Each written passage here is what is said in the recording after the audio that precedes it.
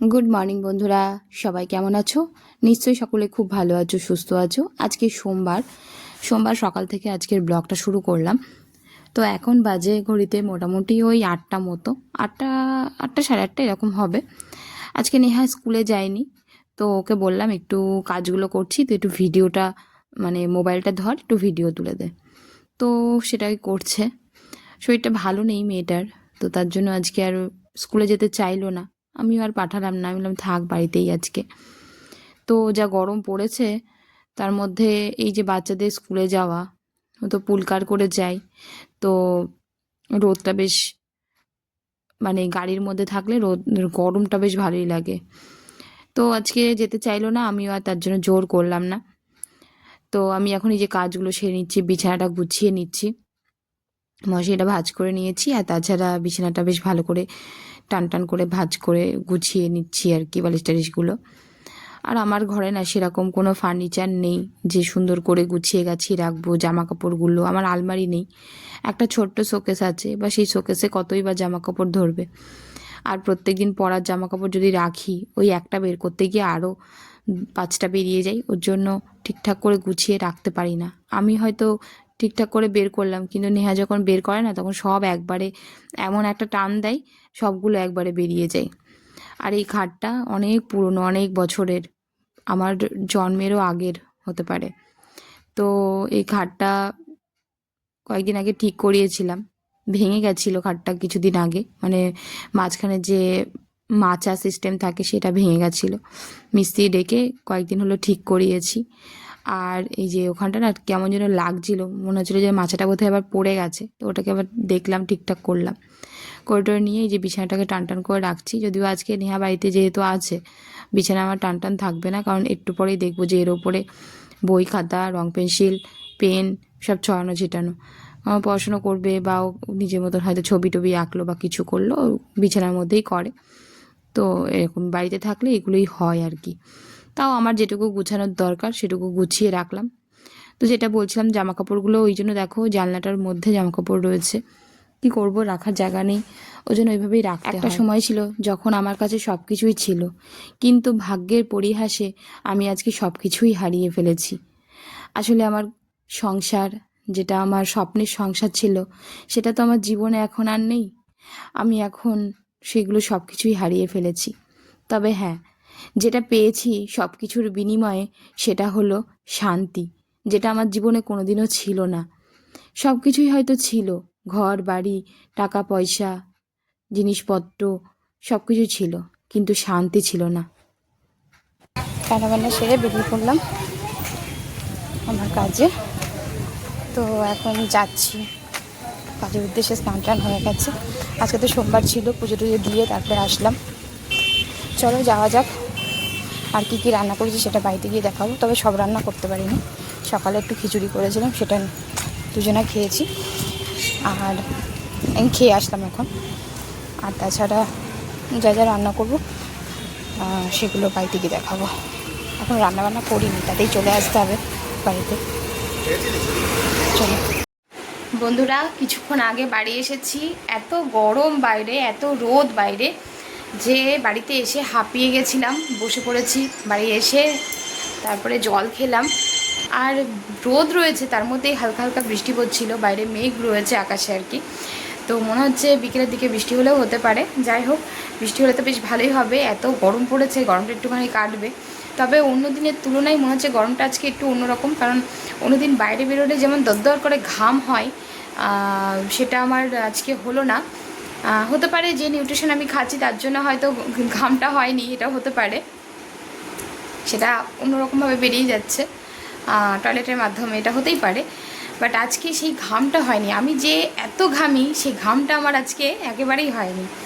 তো বেরিয়েছিলাম কাজে, কাজ সেরে আসার পথে আমি একটু বাজার করে নিয়ে আসলাম, সবজি বাজার, একটু কলমি শাক, কাঁচা লঙ্কা, একটু ফল নিয়ে আসলাম, পেয়ারা, একটু কলা নিয়ে আসলাম, এগুলো আর কি। তো বাজার টাজার করে নিয়ে বাড়ি এসে একটু বসেছি, মানে বললামই তো, রেস্ট করলাম একটু।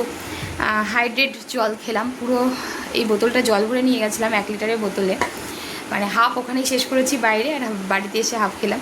আমি প্রচুর জল খাই, প্রচুর বলতে কি আমার 4 লিটার জল খাওয়া হয়ে যায় প্রত্যেক দিনই। তো চলো, ভাতটা ফুটিয়ে রেখে গেছিলাম, ভাতটা কতটা কি হলো, মানে 1 ফুট দিয়ে গেছিলাম, কতটা কি হলো একটু দেখি। আর তাছাড়া তরকারি রান্না করতে করতে সেটাকেও রেখে দিয়ে চলে গেছিলাম, পুরোটা কমপ্লিট হয়নি। এখন প্রায় 2টো বাজে, তো রান্নাটা কমপ্লিট করব। ভাতটা দেখি কতটা কী। এই যে ভাতটা মনে হচ্ছে হয়ে গেছে, একটু ফুটিয়ে নিয়ে নামিয়ে নেব। আর এদিকে যে তরকারি, এখানে ডাঁটা, পটল, আলু, কুমড়ো আর একটু বড়ি দিয়ে একটা তরকারি মতন করছি। কাঁচা লঙ্কা ছিল না বলে এইভাবে রেখে দিয়ে চলে গেছিলাম অর্ধেক রান্না করতে করতে। কারণ শুকনো লঙ্কা দিয়ে রান্না না আমার ঠিক ভালো লাগে না, শরীরের জন্য শুকনো লঙ্কা রান্না না খাওয়াটাই বেটার। তো চেষ্টা করি আমি সবসময় কাঁচা লঙ্কা দিয়ে রান্না করে খাওয়ার। তো কাঁচা লঙ্কাটা ছিল না ঘরে, তো তার জন্য রান্নাটা আমি অর্ধেক করতে করতেই চলে গেছিলাম। আর আমার টাইমও হয়ে গেছিলো, তো দেখলাম বাড়িতে এসেই রান্নাটা করা যাবে। আমার ধানিকের কাজ ছিল, কাজটা সেরে এসে এখন রান্নাটা বসালাম। আবার মোটামুটি 1:45 মতন বাজে। ডাল করবো, টক ডাল করবো একটু, আর ভাজা করেছি, ক্যাপসিকাম আলু ভাজা করেছি, এই তরকারিটা করছি। ব্যাস, তিনটা দুপুরের খাবার।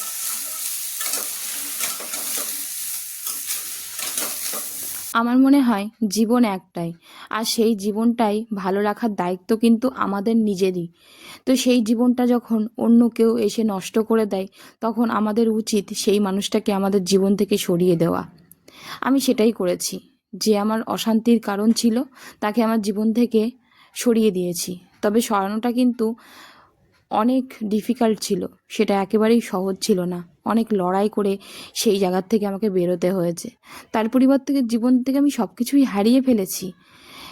মানে হারিয়ে ফেলেছি বলতে বলতে চাইছি যে সেই যে হয়তো টাকা পয়সার অভাব ছিল না, জিনিসপত্র আমার সব কিছু ছিল, ঘর ছিল, সংসার ছিল, সবই ছিল, কিন্তু শান্তি ছিল না। সেই শান্তি কেনার জন্য আমি ওগুলোকে সরিয়ে দিয়েছি জীবন থেকে। হবে, সবই হবে। জীবন যখন আছে তখন সব কিছুই একদিন হবে, কিন্তু সেই শান্তি যদি না থাকে জীবনে, তাহলে কিন্তু সব কিছুই আমাদের জীবন থেকে চলে যায়। সেটাই আমার সঙ্গে হয়েছিল। যাই হোক, তাই নিয়ে কখনো আফসোস করি না অবশ্য। যা হয় ভালোর জন্যই হয়। এই যে রান্না করতে করতে এখন তোমাদেরকে দেখিয়ে দিচ্ছি আমি আজকে কি কি বাজার থেকে নিয়ে এসেছি। কাঁচা লঙ্কা, চিচিঙ্গা, পেয়ারা, কলা, আর এখানে 3 আটি নিয়ে এসেছি আমি কলমি শাক। তো কমে পেয়ে গেছি, যেহেতু অনেক বেলার দিকে বাজারে গেছিলাম, তো সেক্ষেত্রে 3 আটি কলমি শাক আমি 10 টাকায় পেয়ে গেছি, যেগুলো এক একটা বিক্রি হচ্ছিলো 5 টাকা করে। তো আজকে 1 আটি রান্না করব, আর 2 আটি রেখে দেবো, আগামীকাল করব। তো এই যে কলমি শাকটা কেটে নিচ্ছি। কলমি শাক, 1 আটি কলমি শাক রান্না করব। ওই কাঁচা লঙ্কা আর একটু রসুন ফোড়ন দিয়ে করব, ভাজা আর কি। আর তাছাড়া করব আমি একটু আমের টক। তো ওগুলোই কেটে বেছে নিয়ে তারপরে রান্নাগুলো করে তারপরে দুপুরের খাবার খাবো আর কি। একটু লেট হয়ে গেল আজকে, আসলে রান্নাটা করে গেলে ভালো হতো, কিন্তু এই কলমি শাকটা তো আমি এখন নিয়ে আসলাম, ওর জন্য এখনই রান্নাটা করে তারপরে খাই। না হলে আবার কালকে জন্য যদি রেখে দিই তাহলে শুকিয়ে যেতে পারে, কারণ আমার তো ফ্রিজ নেই যে ফ্রিজের মধ্যে রেখে দেবো। তো যাই হোক, এই যে বেছে নিচ্ছি আর কি। পাতাগুলো এমনি ভালোই আছে, কিন্তু ভেতরে দেখলাম কয়েকটা পাকা পাকা পাতা রয়েছে, একটু শুকনো শুকনো পাতা রয়েছে, তো সেগুলোকে বেছে ফেলে দিলাম। দিয়ে এবার কুচি কুচি করে কেটে নেব। কুচি কুচি করে কেটে নিয়ে একটু রসুন থেতো করব, আর কাঁচা লঙ্কা চিড়ে একটু জাস্ট মানে খুব তেল দিয়ে না, হালকা করে একটু তেল দিয়ে ভেজে ওটা সেদ্ধ হয়ে গেলেই নামিয়ে নেব। তো কলমি শাকটা আমি অ্যাকচুয়ালি এইভাবেই রান্না করি। আর আজকে রসুন ফোড়ন দিচ্ছি, প্রতিদিন রসুন ফোড়ন দিই না, মাঝে মধ্যে মানে শুধু কাঁচা লঙ্কা চেরা দিয়েই রান্না করি। আবার একটু কালো জিরে ফোড়নও দিই। শশা কেটে নিচ্ছি, একটা শশা এই যে খোসা ছাড়িয়ে একটা শশাই কাটবো, বেশি কাটবো না। এই শশাগুলো বেশ ভালো বড়, তো তার জন্য একটা কাটলেই মোটামুটি দুজনের হয়ে যাবে, হাফ হাফ করে নেব। আর এছাড়া আম কাটবো, আমের টক করব বললাম। তো আমটা দেখলাম কাটতে গিয়ে ভেতরে বীজ হয়ে গেছে, মানে ভেতরের যে বীজটা, আমের বীজটা, আঠিটা আর কি, সেটা শক্ত হয়ে গেছে। তো ওই জন্য আর মাঝখান থেকে চিড়তে পারলাম না, সাইড থেকে এইভাবে কেটে নিলাম। আমের খোসাগুলো আর ছাড়ালাম না, খোসা সমেতই আজকে টকটা করব। তো চলো কাটাকাটি কাজগুলো সেরে নিয়ে রান্নাটা বসিয়ে দেবো, ঝটপট করে রান্না করে তাড়াতাড়ি আবার খেতে হবে, কারণ অনেকটাই বেলা হয়ে গেছে। আমি 1টা থেকে 1:30টার মধ্যে খাওয়ার চেষ্টা করি, সেখানে আজকে মোটামুটি এখন 2টো বেজে গেছে। সব সবজিগুলোকে ভালো করে ধুয়ে নিচ্ছি, আর প্রথমে আমগুলোকে ভালো করে ধুয়ে নিলাম, শসা আম সব কিছুকে ভালো করে ধুয়ে নিয়ে তারপরে শাকটাকেও খুব ভালো করে ধুয়ে নিতে হবে, কারণ শাকের মধ্যে প্রচুর নোংরা থাকে, ধুলো থাকে।